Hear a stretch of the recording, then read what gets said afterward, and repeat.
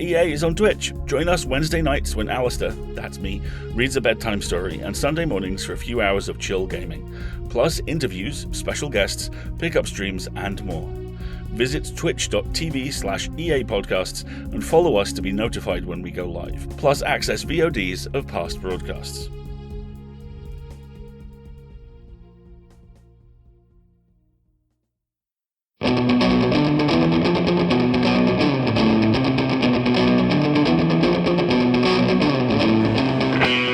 Escape Pod.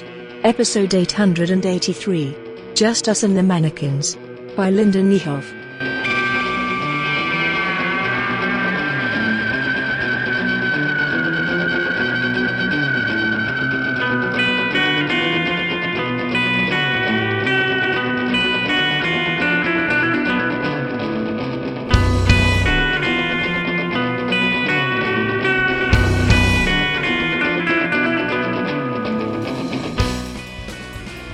Hello and welcome to Escape Pod. I'm your host and co-editor, Mer Lafferty. Today's story is Just Us and the Mannequins by Linda Niehoff. Linda is a writer and photographer living in a small Kansas town. She loves Scooby-Doo, is an accidental collector of vintage cameras, and will read anything that's labeled gothic or atmospheric. Her short fiction has appeared in the Magazine of Fantasy and Science Fiction, Daily Science Fiction, Weird Horror, and elsewhere. It's narrated for us by Heather Thomas. Heather slings jewelry by day, but is an aspiring voice actor by night. In her high school years, she was classically trained in opera, but now mostly just sings karaoke. She is wildly enthusiastic about all things horror, and has notably curated an impressive collection of earnest yet awful dog portraits. This is an Escape Pod original. So gather all your friends about you, even if there's only one of them. It's story time.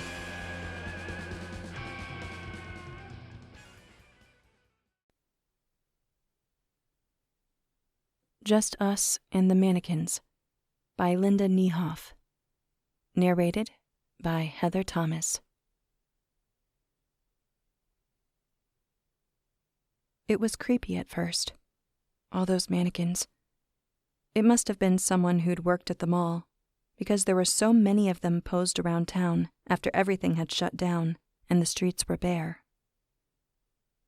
Standing on the sidewalks, peering back into the same windows they used to look out of, posing on a bench in a moment of what would have been an animated conversation. Except the eyes are dull, painted blue, green, brown, with squares of white to look like something shiny. Something reflecting back what little light is left in the world. Except the too smooth plastic skin. Except how they're all suspended mid-gesture. All of them. A strange snapshot in real life.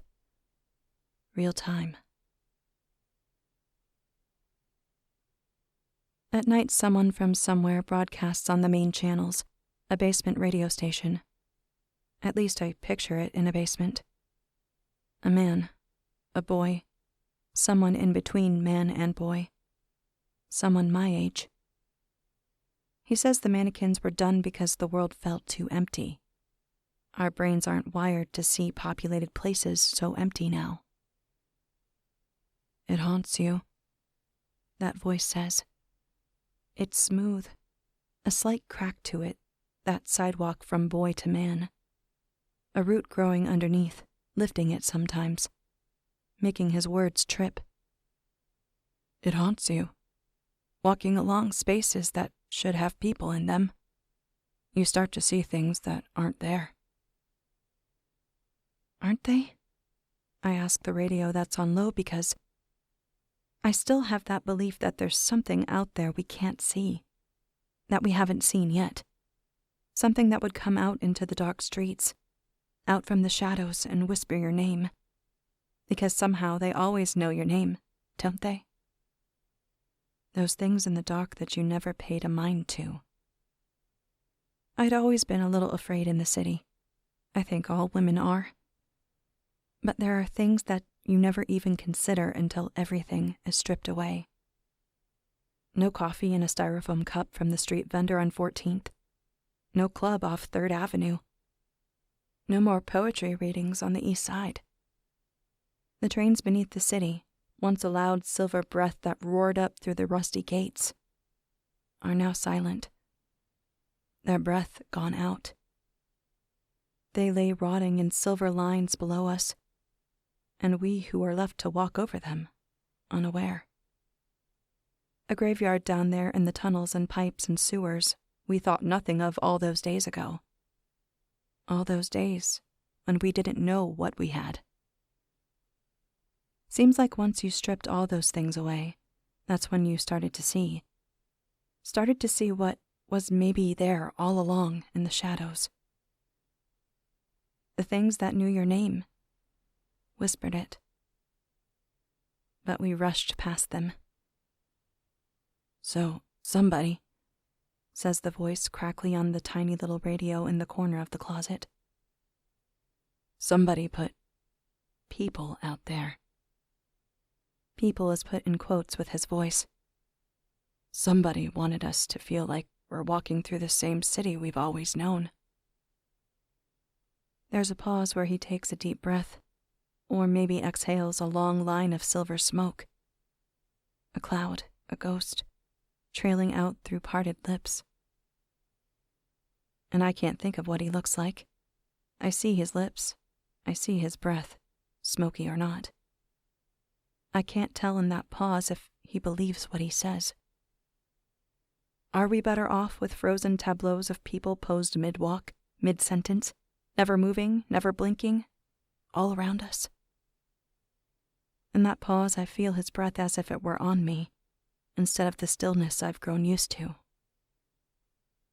I'm in the topmost apartment, huddled beneath an old quilt that used to smell like a cedar chest and cigarette smoke, though the scent is going invisible. I broke in early on. It felt safer somehow to go up to the 8th floor. For one thing, heat rises. Not that there's much of it, but being high up felt like the right thing to do. Felt safer. Like if something's going to break in, it's going to break in the ground floor, bars on the window or not. I wasn't living on the ground floor at first. I was on the 2nd. But still, I wanted to go higher. If there is something out there, I figure it doesn't want to climb 8 floors. Maybe it does. That's the risk I'm taking. Plus there's a fire escape. I keep thinking I'll climb out there one night, watch the sunset, watch all the lights not come on. Or maybe even worse, watch tiny pockets of them all over. Like stray fallen stars, glittering one last time before they burn out. I imagine myself wondering at each golden universe. Of course, when I picture them now, I imagine that they're all in groups, like those mannequins. All of them together in their suspended lives. That I'm the only one alone. But maybe they look at me and think the same thing. Except I don't let any lights come on at night except for the radio, and even that is only in the closet with the door shut. So maybe the pockets of people are really in the dark. We're all in the dark. That pause from the radio, like frozen statues. He doesn't fill it, not yet. But when he does, when that inhale comes again, maybe full of smoke, maybe not, I swear it shakes. And he says, I have an idea. I'm walking down the sidewalk. It's unnerving to come up on a mannequin when you don't expect it. I think it's a trick, I say right there to all that gray around me. The gray building with the black windows on my left, my boot heels tapping out a rhythm like a fast heartbeat.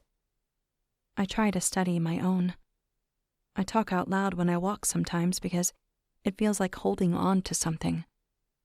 Something that keeps you from rocking. Something steady. It's been so long since there's been anyone to talk to. A trick, I say again. About where I'm going, About the mannequin. There's one right up ahead of me. A woman paused at the edge of the block right in the middle of the sidewalk. Like she's waiting for the light to change so she can cross. Except that she's not facing the road. She's looking into one of the black windows. Window shopping. She's got a straw-colored bob and that hair is lifting in the slight breeze. Even though there's a layer of gray above us, the October air is still so warm somehow. Was so hot all summer long, and now the heat is still hanging on. I get it, I say to the warmth that moves around me. I get the hanging on. I'm talking a little bit louder because of what's up ahead.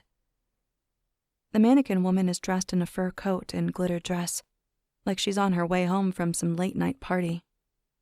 So late that it's day now. What's especially unnerving about this one is that she's all white. Mummy white. There's no mistaking her for something real. No surprise out of the corner of your eye where you see a pink or tan or brown flesh. Just alabaster white. Like something alien with marble skin. I can't see her eyes from here, but I can already feel their viper slits. Like she's judging this world and what we've done to it. How we have fallen so far. Her lips will probably be painted a sultry pink, downturning slightly in a judgment she doesn't really want to hide. Sometimes you'll think you'll see one of them move. It's like you forget for a minute. Like that flash of skin. You'll think it wasn't just your eye. You'll see them move. You'd swear to it. A gesturing arm. A smile that broadens. Once I saw one of them pirouette. Or at least I swear I did. I'm convinced sometimes they live when we close our eyes. That maybe they are and always have been the things that come alive when we were too busy to notice. Maybe no one moved them out here at all. Maybe they were tired of store windows. Maybe they are the cause of it all. My pace has slowed and my heart doesn't feel like it's beating. More like one steady beat that won't end. A constant pressure squeezing my chest. I don't like to come up on them. I don't trust them. But this one. I go and stand right beside her, facing her at first. She's not as tall as I expected. They always looked taller in stores. I turn my head slowly when I'm sure she's holding still. I turn my head and look at what she's looking at. The black window. It takes a century to turn my head. Civilizations rise and fall in the spinning. I'm so terrified I'll see another face looking out. Whoever did this wouldn't be that cruel, would they? I don't know why it sounds so awful, just that it does. I turn, expecting to see that or to see a black that's deep and endless. A kind of deep night that has nothing inside to ease its dark. No pinprick of light flashing off a clock or a stove. Nothing but an empty void. Instead, I see her face reflected back. Mine too. And the sky behind us and more black squares from windows on the building across the street. I ease myself closer to her. Her hair blows against my cheek. My hair blows too, mingling with it. And for a moment I look at us framed in a picture. I imagine us as a snapshot. Maybe we're coming back from a New Year's Eve party, or since it's October, a Halloween one. Maybe we stopped for coffee after work, and I told her about the man, that I listened to on the radio. How he doesn't even know I exist, but how his voice, when I lock myself in the upstairs closet and huddle underneath a shield of blankets, keeps me steady. Like hearing my own voice does out on these streets. I stand as still as I possibly can. I keep my eyes open and don't blink them. Her eyes are much less viperous than I thought. They're wide and neutral, careless and unaffected. I try to make my eyes look the same. I don't smile, just as she's not smiling. I imagine that there's someone out there somewhere looking at her and me right now, thinking that we are the same things, that I am not a person, that I'm a hard shell in the shape of a person. Maybe I'm unrecognizable for what I am. And I stand there, because maybe it's all a trap, so I don't want to go forward. I want to stay here with her. And I think maybe she wants to go back inside, stand behind the glass again like she used to, back where she belongs. Maybe she's standing out here on the sidewalk trying to get back in. I get it, I say to her. I get it. Someday my batteries are going to run out. They're getting harder to find. I tell myself I should skip a night, let the voice talk to nobody. But I don't. Especially not tonight. At first when he comes on, he's quiet. He's only breathing, and the microphone, whatever kind he uses, picks it up. Just that breathing. My heart's making that squeezing single beat feeling again because I know what he's going to say. Or I know kind of what he's going to say. He can't find the words yet. I picture the microphone is a ribbed silver, like the old days, when really it's probably the kind with a foam ball. Or maybe even an old gaming headset that he plugged in. I don't know how he has the power to broadcast. A generator, maybe. I'm back in my closet because that's where I feel the safest. I think about all the doors that are closed. There's the one to the main lobby, then the one to the stairs. Then there's the front door that I have locked and bolted. Then there's the bedroom door that I closed when I came in here. And finally, the closet door. But even that doesn't feel like enough. So, nightly, I build myself a nest of blankets and pillows. Because everyone knows that blankets are the only thing that keeps out monsters. Doors are nothing to a monster. I don't even know if there are monsters. It just feels like there are. So, hey, says the voice, and now the squeezing feeling is moving into my throat, making it feel like a closed door. In the pause that he leaves, I say, I'm sorry, and I'm surprised when my eyes fill with tears. When I try to shove down a sob, it doesn't work. The sob escapes. I'm sorry, I say again, and I'm blubbering now. So, you didn't come, he says. And I can't be sure, but his breath sounds shaky too, or like it was shaky. But he's worked a long time to steady it, and now, it's mannequin still. Or almost. It still sounds a little wobbly. I had told the mannequin in the fur coat that I needed to be somewhere, needed to meet someone. I let those words hang between us, searching her face, but she looked bored. I wasn't even sure yet if I was going. But I had found myself earlier that day creeping down the stairs in my apartment building, pausing in the lobby, looking again at all the names on slips of white paper beside a row of buzzers for all the people that used to live here.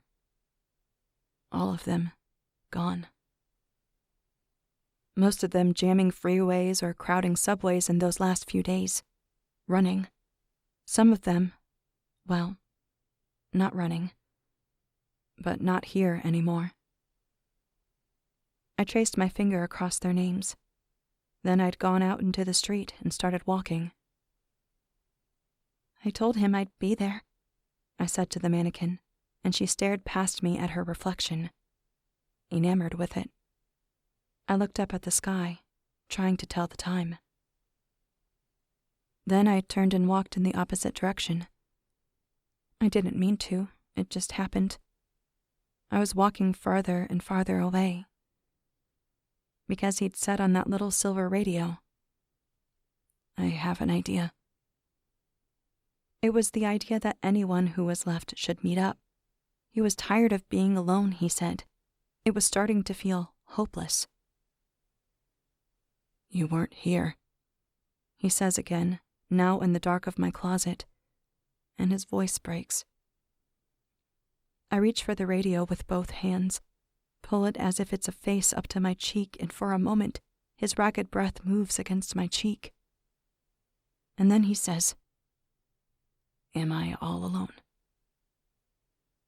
"No," I say. But of course he can't hear me. Of course he can't. "Ask me again," I say.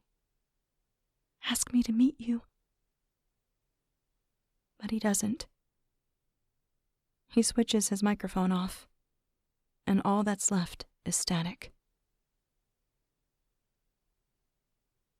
I start going out hoping I'll see him. I start going to parts of the city I've never been to before, and I'm surprised how many mannequins there are everywhere. It really must have taken someone a lot of effort. The things we did early on to comfort ourselves. You really don't realize how many mannequins a city has until they're all out in the streets and parks. Hundreds. Maybe thousands.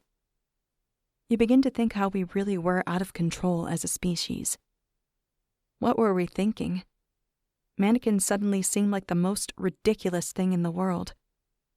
Maybe they're in the midst of a slow-motion uprising. Maybe in a millennium they'll have moved into position. In another millennium, they'll be in control. I almost wish for it. I imagine him sitting in between two of them on a park bench, or in a group by the subway station. Would I even notice? In the same way that you think they're always moving, maybe you wouldn't see someone holding completely still.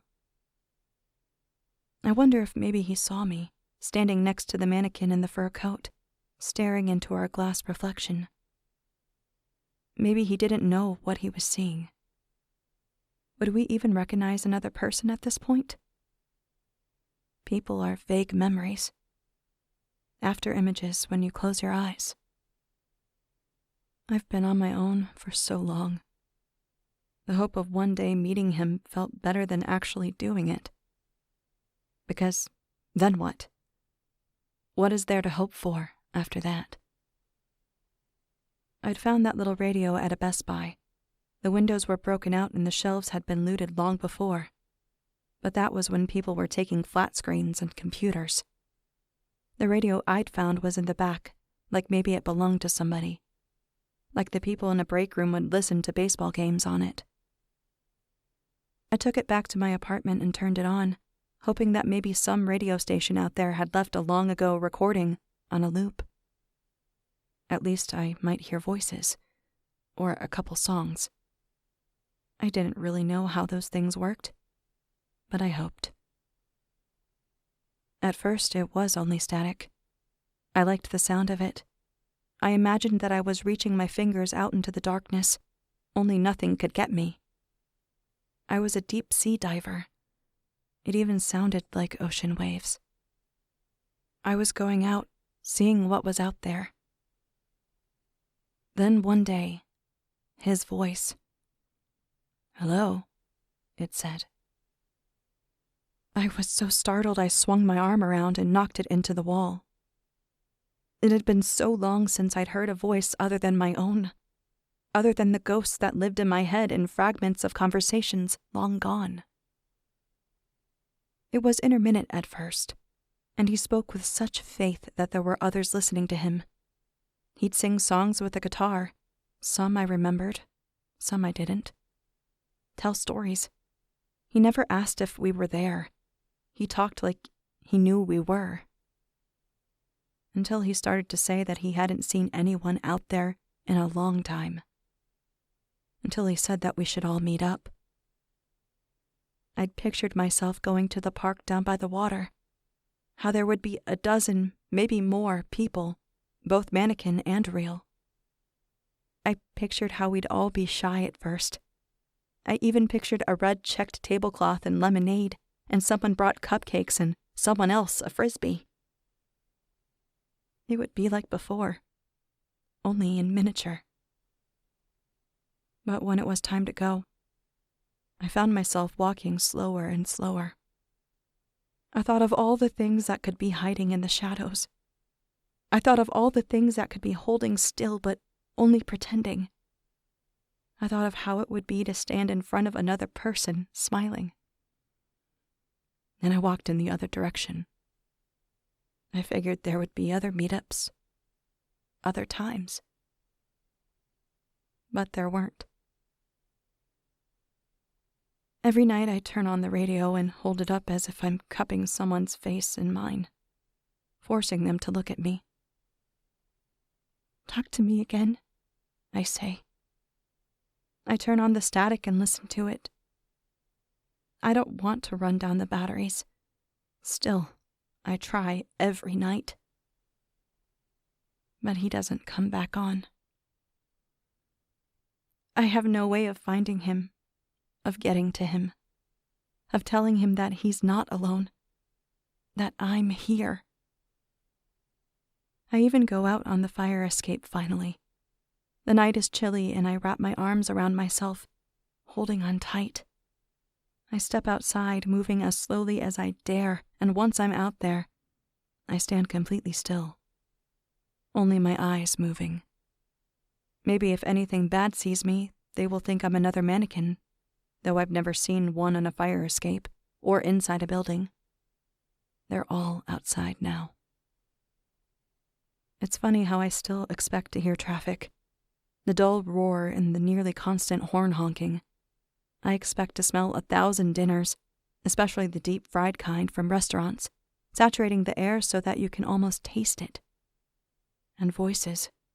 The trill of laughter rising up suddenly, like a backward-moving waterfall.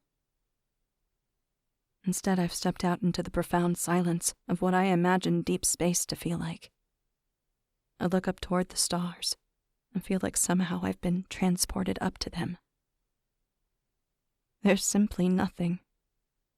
No pockets of light like I thought. And just like that voice on the radio in the dark, I'm all alone. I start looking for ways to die. I've always assumed there's something following me in the shadows, watching what I do, something waiting for me. Now, despite all those glass-eyed windows that look down on me as I walk down sidewalks, down the middle of the street sometimes, I'm convinced there was never anything there at all, which feels more frightening somehow. Because now I don't know what to fight. I don't know how to survive. I could jump off one of the buildings. My fear is that it wouldn't work. I could find a pharmacy and look for something. Though so many people did that early on, I'm not sure what would be left. I could try to drown myself. But I don't do any of those things because the truth is, I don't really want to die. But I also don't want to live like this. I've got the radio on again, but I'm out on the fire escape. The window open behind me so I can hear the ocean sound of static. It's like a constant wave that won't ever break, just swells and swells. Or maybe it's a constant breaking that won't ever stop, only ever breaks. The night is crisp and I can see every star, see my breath. There's no point in hiding. Below me are a group of mannequins gathered on the corner in a semicircle. A paused conversation. Or maybe one that is unfolding so slowly, I won't ever see the end of it, and how it turns out. I've never liked them down there, but when I see them, it's like a landmark for home, and relief always moves through me like a ribbon of honey, warm and sweet. And so now I simply watch their dark stillness. I've looked everywhere for him. Everywhere I can think of. I even walked straight down the middle of Houston Street, shouting at the storefronts, calling for whoever was hiding to come out. Nothing. I don't even know his name or how old he is. Maybe he left, packed up. There were people who did that early on. But we never heard anything back. Saw fewer and fewer people out on the streets, until there were none at all. Surely if there was something more out there, we'd know it by now, wouldn't we? I don't know how, but it feels like we would. Maybe I should go. Take one of the highways out of the city, find a little farmhouse out there somewhere, figure out how to live off the land. Maybe take up basket weaving or knitting. I'm imagining it. Imagining a new life out there when suddenly a silence swallows the staticky ocean wave. At first, I think the battery has run out. But then I realize I hear a smaller ocean. I hear breathing. I hit my head on the windowsill while scrambling back in. I miss a step and bang my shin and thud onto the floor. I lay there, the pain in my leg shrieking. Then I turn and crawl toward the radio as if it's a phone that's ringing, and if I can't get to it in time, it'll be too late. I grab onto it with both hands and pull it down to me, looking into its face as I hold it up to mine. "So, hey," that familiar voice says after a moment. "Hey," I say back even though he can't hear. Then I start to cry. "Let's try one more time," he says. I'm carrying Beatrice sideways like she's a plank. Ben's got one under each arm, Teddy and Catherine.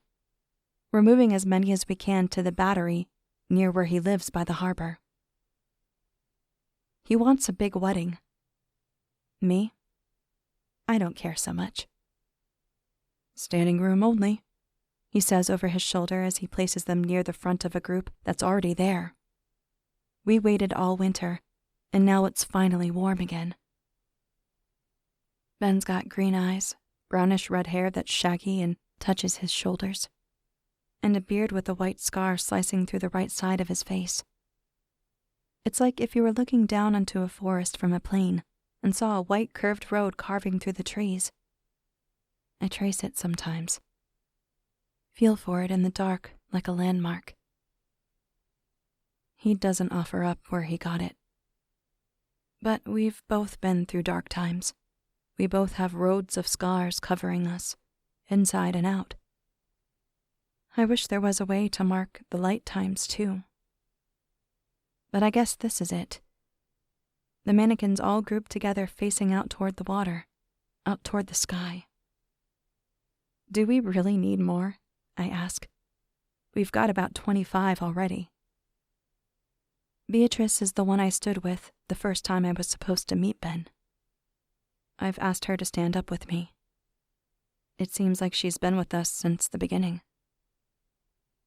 Ben says he's partial to Teddy and Catherine. They've always stood by the deli a block down from his apartment building. He sees them all the time.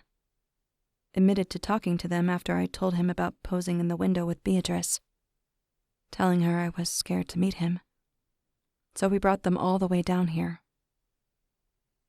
The first time I finally saw Ben was from far away, standing in cargo pants and hiking boots and a blue and black flannel shirt. He was in this same park, the ocean stretching out behind him, the blue of the sky so sudden after endless buildings and endless gray. He was so still standing there that, for a moment, I thought he wasn't real. I think maybe he thought the same thing about me. But then he lifted a hand, and I just stood there shaking, unable to move for the longest time.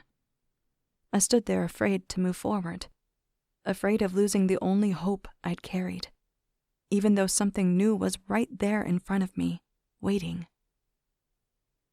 Then I lifted my hand too, and his face broke into a smile. After Ben and I met up that first time, we went to bars and empty movie theaters. We sat inside empty churches. We strolled in the park. We did all the things you would do if you found the person that kept you from being alone. We talked about how we might have met in the before times, making up 100 different scenarios. He showed me where he broadcast from. Not a basement, but the roof of an apartment building that had lounges and chairs and little side tables. There was a small greenhouse and rows of raised beds. And we named some of the mannequins. Ben gives them all sorts of backstories and romantic interests and sordid love triangles. We've been all over the city, and if there's anyone else left, we haven't seen them. Not yet. It's just us and the mannequins. But then again, I didn't answer the invitation at first either. I've been making him broadcast most nights anyway. He's even started broadcasting at all hours. Just quick announcements saying when he'll be on later. Just in case there are people out there that haven't caught his regular broadcast. Now he surveys the wedding scene in front of us, hands on hips, eyes squinting as he thinks. He stops. I know guys aren't supposed to care, but I always pictured it in a certain way. I know that draped over this scene are bunches of pink flowers and tulle tied into fancy bows, and people and faces we loved, real ones. Another time. I always pictured a lot of things a certain way, I say. And none of what I've lost compares to finding you. A smile tugs at his lips. I see the flash of white scar. I guess we're good then, he says. I guess we're good. I agree. So many nights I've listened to his voice in the dark, making him whisper to me now that I've found him. Trying to match that voice from then with the face I've found now. I loved your voice first, I always say. We're going to broadcast a meetup for our wedding, even though I don't think there's anyone left out there to come. But what if someone was afraid like I was? I've started talking on the broadcast too, just in case, so that they'll know it's not just Ben, not just some crazy guy luring people out. I keep picturing it when I close my eyes. I picture a bright sun, the silent mannequins all standing solemn. And then they come, people trailing out of dark hideaways, blinking against the light. All of us together at last. But if not, I've still got Ben. And all the great love songs mention two people alone in all the world, don't they? Just us. And maybe that's what will be. Our own love song at the end of the world.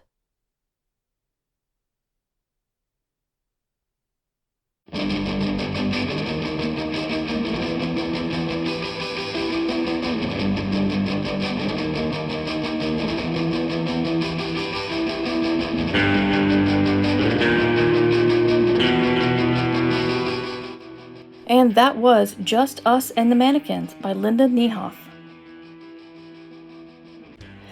Making inanimate objects our friends is a time-honored tradition, from children befriending a stuffed animal to that volleyball from Castaway. Wilson? I can't remember. I never saw it, but it was strong enough to permeate the pop culture. The Umbrella Academy also used it when Number 5 was alone after the apocalypse, growing very close to Doris, his mannequin friend. What struck me about this story was that while the survivors did have a similar desire to fill their streets with these fake people, the giant dolls only underscored their loneliness. And I mean to them, not just to the reader. And while I do love a space adventure where people are much braver than me, go off and do brave and dangerous things, I also appreciate a story that shows someone that's like me, unsure of herself, thinking the known status quo might be better than any unknown, even if it's better. I would definitely be like her, questioning everything, including my own indecision. The stories about the human condition like these are some of my favorites. In some stories, we need to find out who it's about. Others, we need to know why something's happened. I call this a how story. We don't need to know who caused the end of the world or why, but how are our survivors going to keep going? Escape Pod is part of the Escape Artist Foundation, a U.S. 501c3 nonprofit, and this episode is distributed under a Creative Commons Attribution Non-Commercial No Derivatives 4.0 International License. Don't change it, don't sell it, please do share it. If you'd like to support Escape Pod, in the US you can do so and have it be tax deductible. We're 100% audience supported, and we count on your donations to keep the lights on and the servers humming. You can donate on Patreon and Ko-fi, search for Escape Artists. On Twitch, we are at EA Podcasts. You can also use PayPal through our website, escapepod.org. And if you can't afford to support us financially right now, you could rate us or review us on Spotify, Apple Podcasts, or just your favorite app. Spread the word. Our opening and closing music is by Daikaiju. You can find more about them at daikaiju.org. Our closing quote today comes from Brené Brown. Courage starts with showing up and letting ourselves be seen. Thanks for listening. Have fun. And stay safe and stay kind. We'll see you next time.